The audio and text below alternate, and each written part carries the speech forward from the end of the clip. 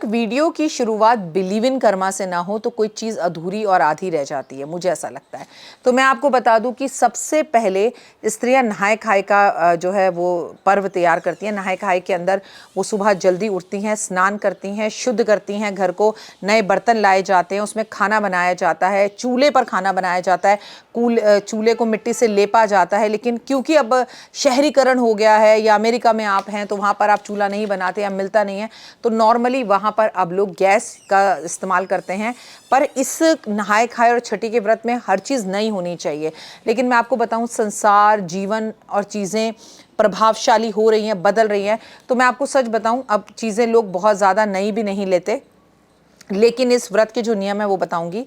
नहाए खाए में आप नहा धोकर सबसे पहले जो चीज़ बनाते हैं वो है कद्दू, क्योंकि इस दिन आज आप कद्दू की सब्जी खाते हैं। और कद्दू की सब्जी खाने का महत्व है, कद्दू में पूरे विटामिन्स होते हैं।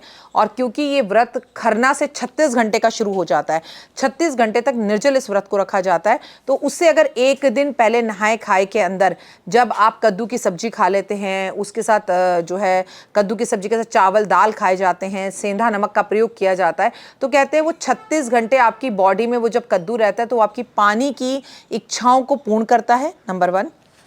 नंबर 2, आपको बहुत ज़्यादा भूख नहीं लगती और आपका माइंड और दिमाग पूरी तरह से व्रत रखने के लिए तैयार हो जाता है। सबसे पहले नए बर्तन लाए जाते हैं, उन्हें शुद्ध किया जाता है। मैंने तो ये तक देखा कि औरतें जो है नए बर्तन के नीचे भी जो है कच्ची मिट्टी और हल्का सा गोबर का प्रयोग करती हैं, कच्ची मिट्टी लगाती हैं, उसका इस्तेमाल करती हैं ताकि बर्तन और भी शुद्ध हो जाए। और उन नए बर्तनों में भोजन बनाकर व्रती जो है कपड़े पहनते हैं। बहुत सारे लोगों के यहाँ बिना सिलाई वाले कपड़े पहनते हैं कि भाई कपड़े में कोई सिलाई नहीं होनी चाहिए। इसमें चूल्हा है उसमें फूंक नहीं मारी जाती, चूल्हे को किसी गत्ते के कागज से या किसी तरह ऐसे हवा दी जाती है।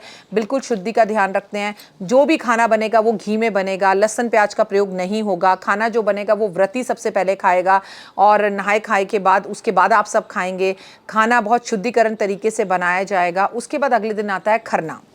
मतलब बेसिकली नहाए खाए में घर पूरा शुद्ध किया, साफ किया, सजाया, सारा सामान इकट्ठा किया, नए बर्तन लाए, कद्दू की सब्जी बनाई, दाल बनाई, चावल बनाया, शाम के टाइम इसे खाया, शुद्धि का ध्यान रखा। इसी चूल्हे पे सारा खाना बनेगा, इसी चीज़ों यहीं पर ठेकुआ बनेगा और पूरी शुद्धि के साथ देसी घी का प्रयोग किया जाएगा। गाय के दूध का प्रयोग किया जाता है। अगले दिन खरना में खीर बनाई जाती है और खीर और रोटी खाई जाती है। खीर में चीनी नहीं डाली जाती, खीर में गुड़ डाला जाता है। और पहले के ज़माने में तो लोग कहते हैं कि केवल गुड़ और पानी मिलाकर जो है एक अलग सा स्वादिष्ट सा जो कुछ चीज़ बनती थी। लेकिन अब जो है लोग दूध का प्रयोग करने लगे हैं और पहले दूध गाय का ताज़ा ताज़ा निकलता था तब बनता था। अब बहुत सारी जगहों पर पैकेट का दूध मिलता है तो उसी का प्रयोग किया जाता है। अब आप क्या करेंगे, नमक आपने केवल नहाए और खाए वाले दिन खाया। जब आप खरना करते हैं तब आप नमक नहीं खाते, केवल खीर और रोटी खाते हैं। यहाँ पर पूरी का प्रयोग नहीं होता, कढ़ाई नहीं चढ़ाई जाती, ठीक है।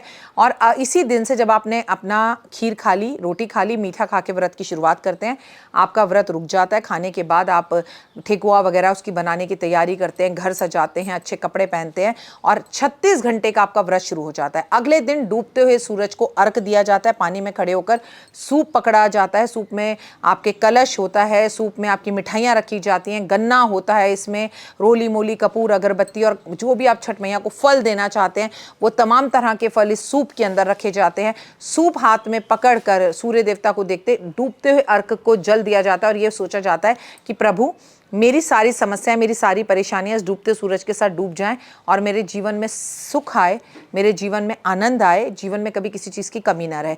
लेकिन व्रती कुछ नहीं खाता।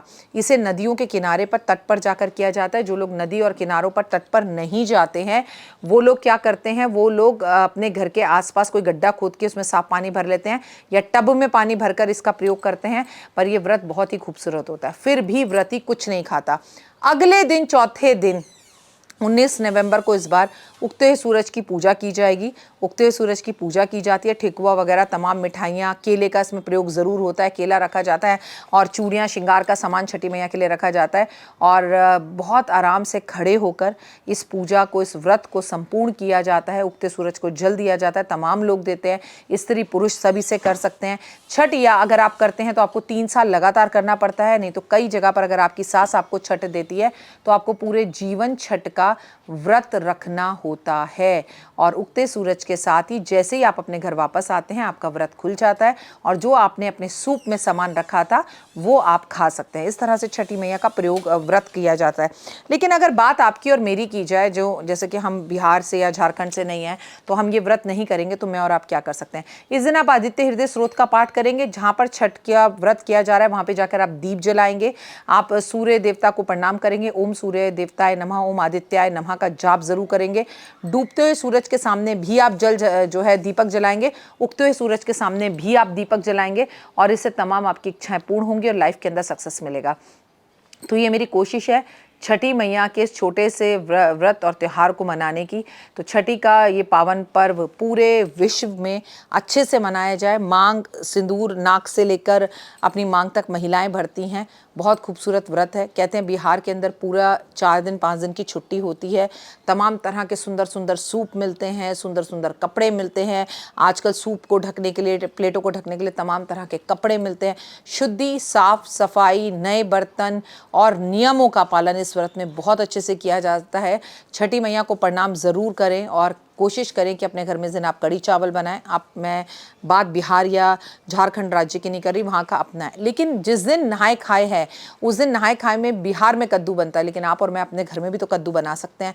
और जिस दिन खरना है उस दिन गुड़ की खीर बनती है। भले ही हम बिहार में नहीं, लेकिन अपने घर में गुड़ की खीर बनाकर अपने देवी देवताओं को तो भोग लगा सकते हैं। क्योंकि मेरा मानना है कार्तिक मास के खूबसूरत से पर्व को बहुत हर्षोल्लास के साथ मनाना चाहिए, घर को सजाना चाहिए और जाकर देखना चाहिए कि किस शिद्दत से 36 घंटे भूखे रहने के बाद भी औरतें टस से मस नहीं होती, इतनी सुंदर लग रही होती हैं। सर ढका हुआ होता है, मांग भरी हुई होती है। शिद्दत के साथ सीधे पल्लू का जो है अपना साड़ी का पल्लू लेकर सज सवर कर और हाथों में लाख की चूड़ियाँ पहनी जाती हैं, जिन्हें बेहद ही शुभ माना जाता है। इन दिनों में बिहार में एक भी क्राइम नहीं होता और बिहार पूरा सजा हुआ रहता है। हर कोई एक दूसरे की मदद करता है। जो अपनी छठ की पूजा ना कर सके, उनके पास पैसे की कमी हो, तो दूसरे लोग एक दूसरे की मदद करते हैं। अगर आप भी ऐसे किसी व्यक्ति को जानते हैं जो छठ करना चाहता है लेकिन उसके पास पैसे नहीं हैं, तो आप उनकी मदद करें। आपकी ऐसी कोई कामना है कि आप छठ करें, जैसे मेरा बहुत दिल करता है मैं छठ करूं, कोई मेरे पास आए, मुझे सारे नियम सिखाए और मैं भी इस छठ के व्रत को बिल्कुल वैसे ही करूं जैसा एक्चुअली किया जाता है। लेकिन ना तो मेरे पास ऐसा कोई व्यक्ति है जो मुझे ये चीज़ सिखाए और करे, और ना ही हमारे ससुराल या मायके में ये व्रत होता है। लेकिन ये व्रत वाकई में बहुत खूबसूरत है और आपका आत्मबल, आपको कॉन्फिडेंस देने वाला है, आपको सरकारी नौकरी देने वाला है। और इस व्रत से बेहतर कोई व्रत दुनिया में नहीं है। मैं हूँ आपके साथ आपकी अपनी होसन दोस्त डॉक्टर वायरा की। अगर आप मेरे चैनल पे नए हैं तो मुझे फॉलो करें, और अगर आप पुराने हैं तो लाइक सब्सक्राइब शेयर ज़रूर करें और लोगों को इस चैनल के बारे में बताएं। और बिहार और झारखंड के सभी लोगों को जो छठ का ये व्रत रख रहे हैं, कोटि कोटि नमन और प्रणाम, और आपके चरणों में मेरा चरण स्पर्श, क्योंकि ये दुनिया का सबसे मुश्किल व्रत है। कमेंट्स में जय माता दी।